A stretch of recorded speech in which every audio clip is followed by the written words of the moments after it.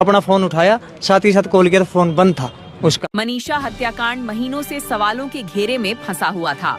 हर सबूत अधूरा सा लगता था और हर सुराग कहीं न कहीं जाकर टूट जाता था। लेकिन अचानक सीबीआई के हाथ एक फोन आ गया और यही वह चीज साबित हुई जिसने पूरा खेल पलट कर रख दिया। इस मोबाइल के डाटा में छिपा हुआ था वह सच, जिसने केस की तस्वीर ही पूरी तरह बदल दी। कॉल रिकॉर्ड्स, गुप्त चैट्स और वॉइस नोट्स ने साफ कर दिया कि संदिग्ध तो बस एक मोहरा था, जबकि असली खेल कहीं और से खेला जा रहा था। सबसे बड़ा झटका तब लगा जब इसी फोन से उस मास्टरमाइंड का नाम सामने आया जो अब तक पर्दे के पीछे से सारी चालें चल रहा था। और अफसोस की बात यह थी कि वह व्यक्ति गांव का ही एक बड़ा आदमी निकला। मगर सवाल वही है, उसने यह सब क्यों प्लान किया? पूरी कहानी समझने के लिए वीडियो को आखिर तक जरूर देखें। और अगर आप भी मनीषा को इंसाफ दिलाना चाहते हैं तो कमेंट में जस्टिस फॉर मनीषा लिखें और केस की हर नई अपडेट के लिए हमारे चैनल को सब्सक्राइब करें। सीबीआई को संदिग्ध का मोबाइल मिला और उसकी डाटा जांच शुरू हुई। जांच से पता चला कि उस फोन की आखिरी कॉल्स मनीषा के उन्हीं अंतिम संपर्कों से जुड़ी थीं, जिस दिन वह अपने गांव से कॉलेज के लिए निकली थी। गवाहों ने बताया कि संदिग्ध को अक्सर मनीषा के आसपास देखा गया था। जांचकर्ताओं ने उसके व्यवहार पर नजर रखी और पाया कि सामान्य बातचीत में वह शांत रहता, मगर मनीषा का नाम आते ही अचानक चुप हो जाता था। सोशल मीडिया की गहराई से जांच में कुछ डिलीट किए गए मैसेज मिले जिनमें मनीषा का जिक्र था। सीबीआई ने संदिग्ध से सख्त पूछताछ की। अधिकारियों ने पूछा कि उस दिन उसने मनीषा से क्या बात की थी। उसने कहा कि केवल कॉलेज की बातें हुई थीं, हालांकि कॉल काफी देर तक चली थी। लोकेशन डाटा से साफ हुआ कि उस वक्त वह मनीषा के रास्ते के आसपास ही था। मनीषा के मामा ने बताया कि संदिग्ध को अक्सर उनके घर के पास बाइक पर मंडराते देखा गया। मनीषा ने कई बार शिकायत की थी कि वह उससे ज्यादा बातचीत करने की कोशिश करता था, जो उसे परेशान करता था। फोन से रिकवर किए गए मैसेज में लिखा था, हमें मिलना चाहिए, मगर मनीषा ने कोई जवाब नहीं दिया था। एक पड़ोसी ने बयान दिया कि उसी शाम उसने उसे फोन पर गुस्से में बात करते सुना था, जिसमें वह कह रहा था, यह काम आज ही खत्म हो जाएगा। यह कॉल एक प्रीपेड सिम से की गई थी, जो लोकल टावर से जुड़ी थी। मनीषा के पिता ने भी कहा कि उनकी बेटी ने जिक्र किया था कि कोई उसे तंग कर रहा है, पर नाम नहीं बताया।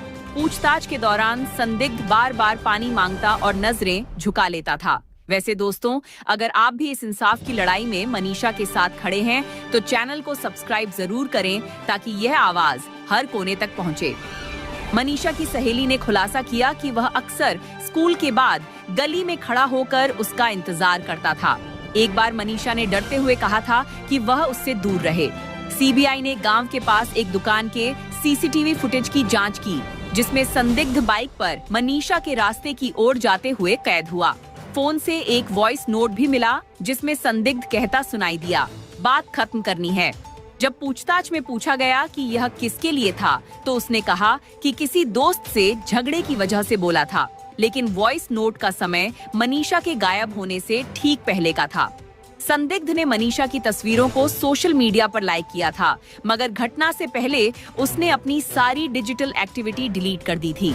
सीबीआई ने फोन से डिलीट किए गए फोटो और मैसेज रिकवर किए, जिनमें संदिग्ध कई बार नहर के पास खड़ा दिखाई दिया। फोन के मेटा डाटा ने भी साबित किया कि वही डिवाइस उन फोटो का स्रोत था। जांच में यह भी सामने आया कि वह बार बार नर्सिंग कॉलेज का नंबर सर्च करता था। लोकेशन पैटर्न से पता चला कि हत्या से पहले वह कॉलेज और खेतों के आसपास कई बार घूमता रहा। एक गवाह ने बयान दिया कि उसे खेतों की ओर जाते देखा गया था और वह बार बार पीछे मुड़कर देख रहा था, जैसे कोई उसे पकड़ न ले। अन्य रिकवर हुए मैसेज में योजनाओं का जिक्र था कि रास्ता साफ रखना है और कोई गवाह न रहे। कुछ डिलीट किए गए चैट्स में लिखा था, शाम तक सब सेट हो जाएगा।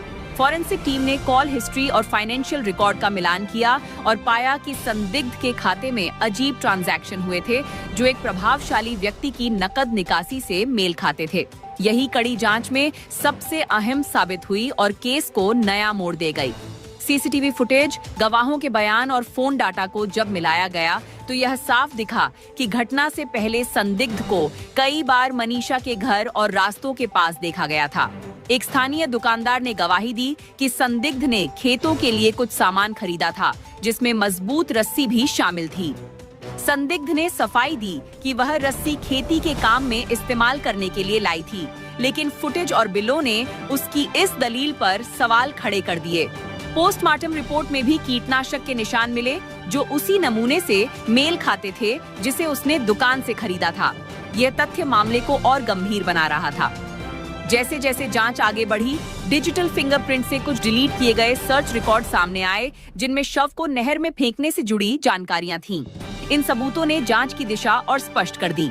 सीबीआई को पता चला कि संदिग्ध की कहानियां बार बार बदल रही थीं और पूछताछ के दौरान वह लगातार अलग अलग बातें बता रहा था। उसकी जुबान कुछ और कह रही थी, जबकि तकनीकी सबूत एकदम उल्टा सच दिखा रहे थे। धीरे धीरे संकेत मिलने लगे कि यह अपराध पहले से रचा गया था, सुनियोजित था और इसमें संभवतः और भी लोग शामिल थे, जिनकी गहराई से जांच जरूरी थी। सीबीआई की जांच जैसे जैसे बढ़ती गई, संदिग्ध का मोबाइल बार बार नई परतें खोलता गया। फोन से रिकवर हुए कॉल रिकॉर्ड और मैसेज यह साबित कर रहे थे कि हत्या किसी एक व्यक्ति की सनक नहीं, बल्कि एक बड़ी साजिश का हिस्सा थी। फोन में मिली एक चैट खास तौर पर अहम थी। आज शाम तक सब सेट हो जाएगा। दूसरी तरफ से जवाब आया, गवाह मत छोड़ना। ये मैसेज घटना वाले दिन का ही था। जब सीबीआई ने इसे संदिग्ध के सामने रखा तो उसने कहा यह केवल किसी डिलीवरी से जुड़ी बात थी, लेकिन लोकेशन डाटा और चैट का समय दोनों ने साफ कर दिया कि बातचीत हत्या के समय और जगह से जुड़ रही थी। जांच से यह भी सामने आया कि घटना से ठीक पहले और बाद में संदिग्ध ने बार बार एक ही अज्ञात नंबर पर कॉल की थी।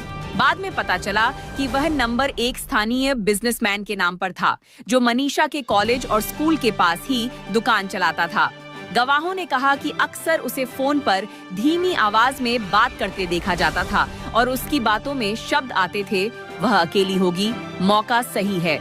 सीबीआई को फोन से एक और मैसेज मिला, कल दोपहर खेतों के पास सब तय रहेगा, कोई गवाह नहीं होना चाहिए। यह मैसेज घटना से ठीक एक दिन पहले भेजा गया था। उसी रात की कॉल में संदिग्ध ने कहा था, बॉस ने कहा है लड़की को कॉलेज के रास्ते में रोकना है, गलती नहीं होनी चाहिए। जवाब में आवाज आई, पैसे एडवांस मिलेंगे, बाकी काम के बाद। यह कॉल इस बात का सबसे बड़ा सबूत थी कि संदिग्ध अकेला नहीं था, बल्कि उसके पीछे कोई बॉस था जो पूरी साजिश को नियंत्रित कर रहा था। फोन से मिले ऑडियो नोट्स ने भी जांच में बड़ा खुलासा किया। एक रिकॉर्डिंग में संदिग्ध कहता सुनाई दिया, वह कॉलेज की तरफ गई है, अब समय है। दूसरी ओर से आवाज आई, जल्दी खत्म करो। ये ठीक उसी वक्त की बातचीत थी जब मनीषा रास्ते में थी। पूछे जाने पर संदिग्ध ने इसे किसी बहाने में ढालने की कोशिश की, लेकिन तकनीकी सबूत उसके खिलाफ खड़े थे। सीसीटीवी और जीपीएस डाटा ने एक और कड़ी जोड़ी। संदिग्ध को बाइक पर खेतों की ओर जाते हुए देखा गया और जीपीएस ने दिखाया कि वह वहां लगभग 20 मिनट रुका। पूछताछ में उसने कहा कि वह बस गुजर रहा था, लेकिन सबूतों ने इस बयान को झूठा साबित कर दिया। एक गवाह ने बताया कि अगले दिन सुबह संदिग्ध खेतों के पास घूम रहा था, जैसे कुछ ढूंढ रहा हो। उसी समय के फोन से एक मैसेज मिला, शव साफ कर दिया। ये साफ इशारा था कि हत्या योजनाबद्ध थी और बाद में सबूत मिटाने की भी पूरी कोशिश की गई। सीबीआई की जांच में यह भी सामने आया कि हत्या से पहले संदिग्ध ने मेडिकल स्टोर से कीटनाशक खरीदा था। दुकानदार ने खुद गवाही दी कि उसने संदिग्ध को दवा खरीदते देखा था। संदिग्ध ने कहा कि यह खेती के लिए लिया था, लेकिन पोस्टमार्टम रिपोर्ट ने साबित कर दिया कि मनीषा के शरीर में वही जहर मौजूद था। इस तथ्य ने उसकी सभी दलीलों को पूरी तरह बेनकाब कर दिया। फोन से मिले वॉइस नोट्स में लगातार बातें लिखी थीं, कोई गवाह नहीं होना चाहिए, सबूत मिटा देना, काम साफ सुथरा करना। इन शब्दों से साफ था कि यह कोई सामान्य दुश्मनी का मामला नहीं, बल्कि गहरी सोची समझी साजिश थी। फोन से मिली एक और चैट ने रहस्य और खोल दिया। सर ने फाइनल आदेश दिया है, लड़की को रास्ते में रोककर खत्म करना है, जमीन का विवाद आज ही निपटना चाहिए। जवाब आया, पैसे एडवांस दे दिए गए हैं, बाकी काम के बाद। इस चैट ने सीधे यह दिखा दिया कि इस अपराध की जड़ें जमीन के झगड़े से जुड़ी थीं। जांच में यह भी पाया गया कि संदिग्ध और लोकल बिजनेसमैन के बीच लगातार संपर्क था।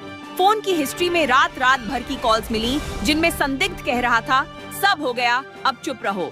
दूसरी ओर से जवाब आता, सबूत मिटा देना। गांव के गवाहों ने भी कहा कि उन्होंने संदिग्ध को रात के वक्त अक्सर फोन पर धीमे धीमे बातें करते सुना था, जिनकी बातें हत्या की साजिश से मेल खाती थीं।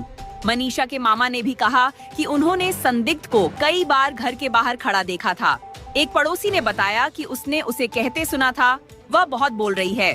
सीबीआई ने संदिग्ध के फाइनेंशियल रिकॉर्ड्स की जांच की। उसमें सामने आया कि कुछ ही दिन पहले उसके खाते में अचानक एक बड़ी रकम आई थी, जो एक स्थानीय ताकतवर जमींदार की नकद निकासी से मेल खाती थी। यही वह मोड़ था जिसने पूरे केस को और गहराई में धकेल दिया। अब साफ हो चुका था कि संदिग्ध केवल एक खिलौना था, असली खेल किसी बड़े खिलाड़ी ने खेला था। सीबीआई ने धीरे धीरे सारी कड़ियां जोड़ लीं। Phone calls, chats, location pattern, financial trail और गवाहों के बयान। और नतीजा यह निकला कि मनीषा की हत्या कोई सामान्य घटना नहीं थी, बल्कि गांव के सबसे ताकतवर व्यक्ति की सोची समझी चाल थी। जमीन के विवाद को निपटाने के लिए उसने यह सब योजना बनाई और संदिग्ध को मोहरे की तरह इस्तेमाल किया। इन सबूतों ने साबित कर दिया कि यह हत्या एक बड़ी साजिश का हिस्सा थी और अब सीबीआई का अगला कदम उस असली मास्टरमाइंड को बेनकाब करना था। जब सीबीआई ने संदिग्ध के फोन की बारीकी से पड़ताल की तो सबसे बड़ा राज सामने आया। फोन से रिकवर हुई एक चैट में साफ लिखा था, सर ने आखिरी आदेश दे दिया है, लड़की को रास्ते में रोककर खत्म करना है, जमीन का झगड़ा यहीं खत्म होगा। दूसरी तरफ से जवाब आया, पैसे एडवांस दे दिए गए हैं, बाकी काम पूरा होने के बाद मिलेंगे। यह चैट पूरे केस की दिशा बदल देने वाली थी। इसी चैट के आधार पर सीबीआई ने उस नंबर को ट्रेस किया और पता चला कि यह नंबर भिवानी के ताकतवर जमींदार और खाप पंचायत के नेता बलराम सिंह का था। बलराम लंबे समय से मनीषा के परिवार की 5 एकड़ जमीन पर दावा ठोक रहा था। गांव के एक किसान ने गवाही दी कि बलराम ने कई बार मनीषा के पिता को धमकाया था, अगर जमीन नहीं छोड़ी तो पूरा परिवार बर्बाद कर दूंगा। गांव के एक अन्य गवाह ने कहा कि खाप पंचायत की बैठक में बलराम ने खुलेआम कहा था, ऐसे परिवार को सबक सिखाना जरूरी है, वरना यह गांव में मिसाल बन जाएगा। इस बयान ने साफ कर दिया कि बलराम केवल जमीन के लिए ही नहीं, बल्कि अपने दबदबे और पकड़ को बचाने के लिए भी इस साजिश में शामिल था। सीबीआई ने बलराम के फोन रिकॉर्ड खंगाले। उसी दिन की सुबह उसने संदिग्ध को कॉल करके कहा था, दोपहर तक खेतों के पास कोई गवाह न बचे। इसके अलावा बलराम के खाते से नकद निकासी हुई थी और कुछ घंटों बाद वही रकम संदिग्ध के खाते में पहुंची। एक दुकानदार ने भी यह बयान दिया कि उसने खुद अपनी आंखों से बलराम को संदिग्ध को पैसे देते देखा और यह भी सुना, काम साफ सुथरा होना चाहिए, डबल इनाम मिलेगा। पंचायत हॉल के सीसीटीवी फुटेज ने भी इस साजिश को उजागर किया। उसमें बलराम और संदिग्ध खेतों का नक्शा देखते और आपस में योजनाएं बनाते दिखाई दिए। एक गवाह ने कहा कि बलराम कह रहा था, रास्ता साफ रखना, कोई सबूत नहीं बचना चाहिए। मनीषा के पिता ने भी बयान दिया कि हत्या से कुछ दिन पहले बलराम ने उन्हें फोन कर कहा था, अगर जमीन नहीं दी तो तुम्हारी बेटी को भुगतना पड़ेगा। बलराम के कॉल रिकॉर्ड ने इस धमकी की पुष्टि कर दी।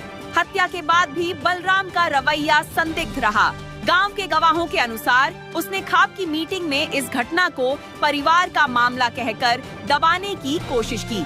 सीबीआई को बलराम के फोन से एक और मैसेज मिला, जिसमें लिखा था, सुसाइड नोट रख दो, केस बंद हो जाएगा। ये मैसेज हत्या के 4 दिन बाद भेजा गया था।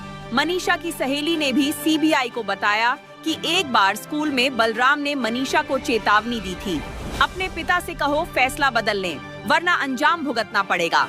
इन बयानों और सबूतों ने अब किसी भी शक की गुंजाइश नहीं छोड़ी। संदिग्ध के फोन से मिले डाटा, बलराम के कॉल रिकॉर्ड्स, बैंक ट्रांजैक्शन और गवाहियों ने साफ कर दिया कि इस पूरे हत्याकांड की साजिश बलराम ने ही रची थी। नतीजा ये हुआ कि बलराम को गिरफ्तार कर लिया गया, लेकिन यहीं पर एक और रहस्य सामने आ गया। बलराम के फोन से एक अज्ञात नंबर मिला जो लगातार उससे संपर्क में था।